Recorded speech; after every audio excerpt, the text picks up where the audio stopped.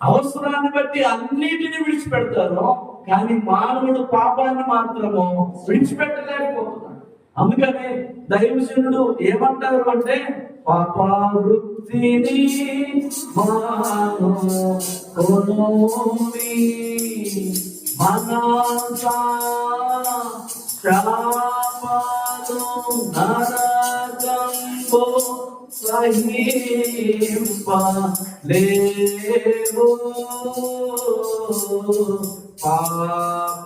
పాపవృత్తిని మానుకొనుడి. చెప్పండి, ఏ వృత్తి? ఈ పాపము వృత్తిగా మారిన సంగతి కూడా కొన్నిసార్లు మనకి తెలియదు.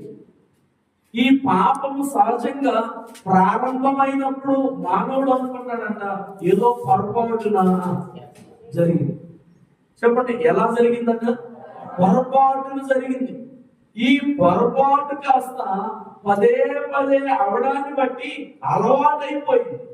మొదట్లో జరిగినప్పుడేమో పొరపాటు అయింది, ఇదే క్రమేపీ జరిగితే అలవాటైపోతుంది.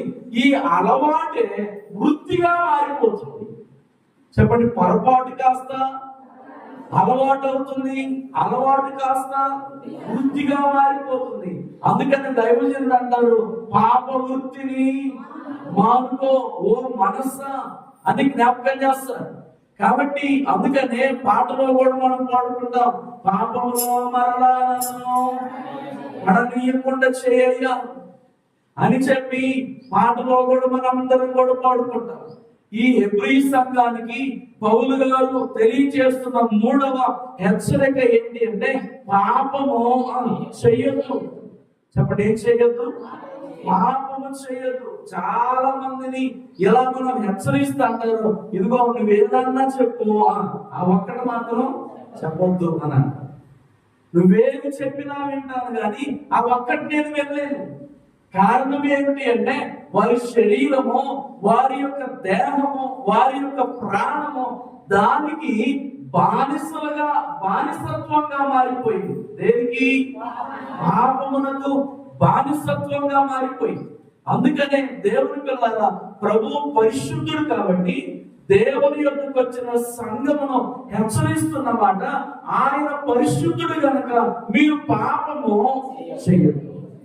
చెప్పండి, ఏం చేయొద్దు? పాపము చేయొద్దు. దేవుని పిల్లల పాపము చేయవాడు పాతాళానికే అర్హుడు, కానీ పాపము చేయవాడు పరలోకానికి అర్హుడు. కాబట్టి దేవుని యొక్క వాక్యాన్ని వింటున్న మనము చెప్పండి, 3వదిగా ఏమి విడిచిపెట్టాలి? పాపమును